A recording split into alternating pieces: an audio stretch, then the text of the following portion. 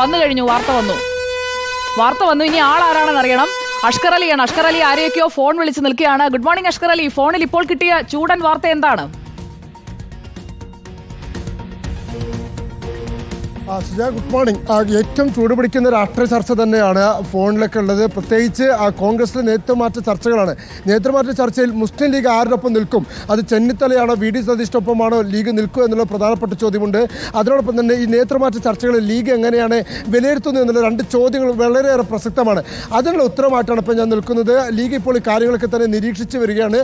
ആദ്യഘട്ടത്തിൽ തന്നെ ലീഗിന് ഈ നേതൃമാറ്റ ചർച്ചയിൽ ഇല്ലെങ്കിൽ അതുമായി ബന്ധപ്പെട്ട വിവാദത്തിൽ മുസ്ലിം ലീഗിന് കടുത്ത അതൃപ്തി ഉണ്ട് എന്നുള്ളതാണ് ഒന്നാമത്തെ കാര്യം.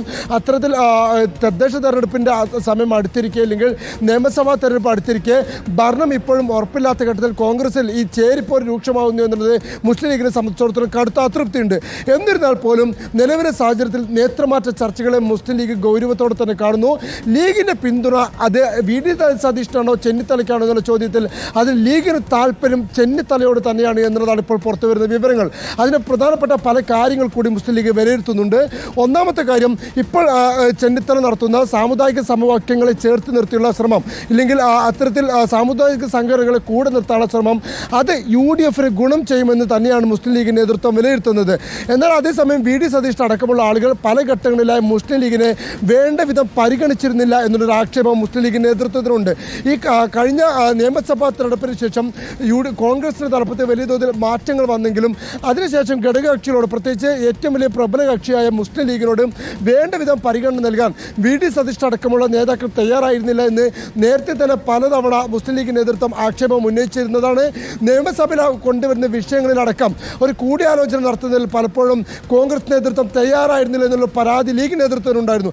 അവസാനമായി മുൻപം വിഷയത്തിലടക്കം വി ഡി സതീശൻ ഒരു പ്രഖ്യാപനം നടത്തിയത് മുൻപത്തെ ഭൂമി വഖഫ് ഭൂമിയല്ല എന്നുള്ള പ്രഖ്യാപനം കഴിഞ്ഞ മുസ്ലിം ലീഗിൻ്റെ യോഗത്തിൽ പോലും സംസ്ഥാന ഭാരവാഹി യോഗത്തിൽ പോലും വിമർശനത്തിന് വിധേയമാക്കപ്പെടുകയും ചെയ്തു. അങ്ങനെ വി ഡി സതീഷിനുമായി മുസ്ലിം ലീഗിന് പല വിഷയങ്ങളും തീർച്ചയായും അഷ്കർ അലി അലാം അടിച്ച് വാർത്ത പങ്കുവെക്കുമ്പോൾ ലീഗിലെ ഈ അതൃപ്തി പങ്കുവെക്കുമ്പോൾ കോൺഗ്രസ് ക്യാമ്പിൽ നിന്നുള്ള ഏറ്റവും പുതിയ വിവരങ്ങളുമായി ആർ റോഷിപാലും നമുക്കൊപ്പം ഉണ്ട്. R Roshipal, good morning. ഞാൻ റോഷിപാലിലേക്ക് വരാം. അഷ്കറിനോട് ഇക്കാര്യത്തിൽ ഒരു വ്യക്തത കൂടി തേടിയതിനു ശേഷം ഞാൻ റോഷിപാലിലേക്ക് വരാം. കോൺഗ്രസിലെ നേതൃമാറ്റ ചർച്ചകൾ അതിപ്പോൾ മുസ്ലിം ലീഗ് നിരീക്ഷിക്കുന്നു.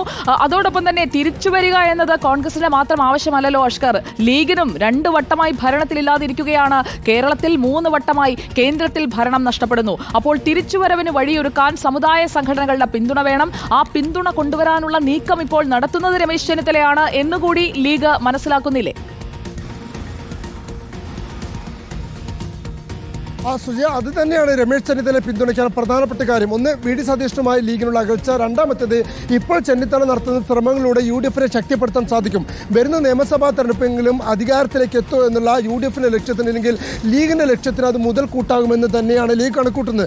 അതേസമയം തന്നെ ലീഗ് നിരീക്ഷിക്കുന്ന മറ്റൊരു കാര്യം കൂടിയുണ്ട്. നേരത്തെ K M Mani, Oommen Chandy, P K Kunhalikutty അടക്കമുള്ള ത്രയങ്ങൾ അത് യു ഡി എഫിന് വേണ്ടിയുള്ള സാമുദായിക സമവാക്യങ്ങളെ വലിയ തോതിൽ നിയന്ത്രിച്ചിരുന്നു. അതിനെ കോർഡിനേറ്റ് ചെയ്ത് കൃത്യമായി കൊണ്ടുപോയിരുന്നു. അതിനുശേഷം കോൺഗ്രസിലെ ഒരു നേതാവിനും സമാനമായ രീതിയിൽ കെ മാണിക്കും കുഞ്ഞാലിക്കുട്ടിക്കും അതുപോലെ തന്നെ ഉമ്മൻചാണ്ടിക്ക് ശേഷം ആ ത്രയത്തിൻ്റെ കാലത്തിന് ശേഷം പിന്നീട് അത്തരത്തിലുള്ള ഒരു നീക്കങ്ങൾക്ക് യു ഡി എഫ് നേതൃത്വത്തിന് അല്ലെങ്കിൽ പ്രത്യേകിച്ച് കോൺഗ്രസിലെ ഒരു നേതാവിന് സാധിച്ചിരുന്നില്ല എന്ന് തന്നെയാണ് ലീഗ് വിലയിരുത്തുന്നത്. ആ ഘട്ടത്തിൽ കൂടിയാണ് ഇപ്പോൾ ചെന്നിത്തല ഇത്തരത്തിലുള്ള ഒരു നീക്കങ്ങൾ നടത്തുന്നത്. SNDP ആണെങ്കിലും NSS ആണെങ്കിലും കൂടെ നിർത്താൻ രമേശ് ചെന്നിത്തല ശ്രമിക്കുന്നതും അതിന് ലീഗ് കൈയാഞ്ഞ് തന്നെ പിന്തുണയ്ക്കുന്നതും. അതേസമയം ക്രിസ്ത്യൻ സഭകളെ കൂടി യു ഡി എഫിലേക്ക് ക്രോഡീകരിച്ച് കൊണ്ടുവരാൻ പ്രത്യേകിച്ച് BJP അടക്കം കൃത്യമായി ക്രിസ്ത്യൻ സഭകളിലേക്ക് ഇറങ്ങി ചെല്ലാനുള്ള ശ്രമങ്ങൾ നടത്തുമ്പോൾ ക്രിസ്ത്യൻ സഭകളെ കൂടെ നിർത്താനുള്ള കഴിവ് ഇല്ലെങ്കിൽ അത്തരത്തിലൊരു സ്വാധീനം രമേശ് ചെന്നിത്തലയ്ക്ക് ഉണ്ടോ എന്നുള്ള കാര്യത്തിൽ മുസ്ലിം ലീഗിന് പോലും സംശയമുണ്ട്. എന്നിരുന്നാൽ പോലും നിലവിലെ സാഹചര്യത്തിൽ രമേശ് ചെന്നിത്തല നടത്തുന്ന നീക്കങ്ങൾക്ക് ലീഗിന് പൂർണ്ണ പിന്തുണയുണ്ട്. പക്ഷേ അതൊരു പരസ്യപ്പോര് എന്ന രീതിയിൽ സമൂഹത്തിൽ അവതരിക്കപ്പെടുന്നതിൽ കോൺഗ്രസ് നേതാക്കൾക്കിടയിലുള്ള വിഭാഗീയതയിൽ ചേരിപ്പോരിൽ അതിൽ മുസ്ലിം ലീഗിന് കടുത്ത അതൃപ്തിയുമുണ്ട് എന്നുള്ളതാണ് ലീഗിൻ്റെ നിലപാട്. ഈ വരുന്ന ദിവസങ്ങളിൽ തന്നെ ഇതുമായി ബന്ധപ്പെട്ടുള്ള തരത്തിലുള്ള ഔദ്യോഗിക ചർച്ചകളും മുസ്ലിം ലീഗിന്റെ നേതൃത്വത്തിന്റെ ഭാഗത്തുനിന്നുണ്ടാവും. പാണക്കാട് എത്തി കാര്യങ്ങൾ അവതരിപ്പിച്ചിരുന്ന കോൺഗ്രസ് നേതാക്കളിൽ നിന്നുള്ള വലിയൊരു മാറ്റമായിരുന്നു വി.ഡി. സതീശ് അടക്കം കോൺഗ്രസ് നേതൃത്വത്തിന്റെ തലപ്പത്തെത്തിയപ്പോൾ ഉണ്ടായിരുന്നത്. ആ മാറ്റത്തിൽ ലീഗിന് കടുത്ത അതൃപ്തി ഉണ്ടായിരുന്നു എന്നുള്ളത് തന്നെയാണ് നേരത്തെ ഉണ്ടായിരുന്ന ഭാഷ്യം. അത് ഇപ്പോൾ ഈ ഒരു സാഹചര്യത്തിൽ നേതൃമാറ്റ ചർച്ചകൾ കോൺഗ്രസിൽ സജീവമായിരിക്കെ ലീഗ് അത് ഒന്നുകൂടി ആ വിഷയത്തെ ഒന്നുകൂടി സജീവമാക്കുന്നു എന്നുള്ളതാണ് പുതിയൊരു സാഹചര്യം. എന്തായാലും ചെന്നിത്തലയോട് തന്നെയാണ് മുസ്ലിം ലീഗിന് താല്പര്യം. അത് വി.ഡി. സതീശിനേക്കാൾ ഉപരി താല്പര്യം. നേരത്തെ ശശി തരൂരിനായിരുന്നു യഥാർത്ഥത്തിൽ മുസ്ലിം ലീഗ് മുഖ്യമന്ത്രി സ്ഥാനത്തേക്ക് അടക്കം പ്രതിഷ്ഠിച്ചിരുന്നു. പക്ഷേ ഹമാസ് വിഷയത്തിൽ ശശി തരൂർ സ്വീകരിച്ചിരുന്ന നിലപാട്, അതുപോലെ തന്നെ BJP നേതൃത്വത്തെ അല്ലെങ്കിൽ പ്രധാനമന്ത്രി അടക്കം പലപ്പോഴും ശശി തരൂർ തുടർച്ചയായി പുകഴ്ത്തുന്ന സാഹചര്യങ്ങളും ഉണ്ടായിരുന്നു. ഈ വിഷയങ്ങളൊക്കെ തന്നെ ശശി തരൂരുമായി മുസ്ലിം ലീഗ് ഉടക്കുകയും ശശി തരൂരിനെ മുഖ്യമന്ത്രി പദത്തിലേക്ക് പ്രതിഷ്ഠിക്കാൻ ശ്രമിച്ചിരുന്ന മുസ്ലിം ലീഗ് തന്നെ ശശി തരൂരിനെ പൂർണ്ണമായും കൈവിടുകയും തീർച്ചയായും അഷ്കർ വളരെ പ്രധാനപ്പെട്ട ഒരു വിവരമാണ് പങ്കുവെക്കുന്നത്. ഇതിലാണ്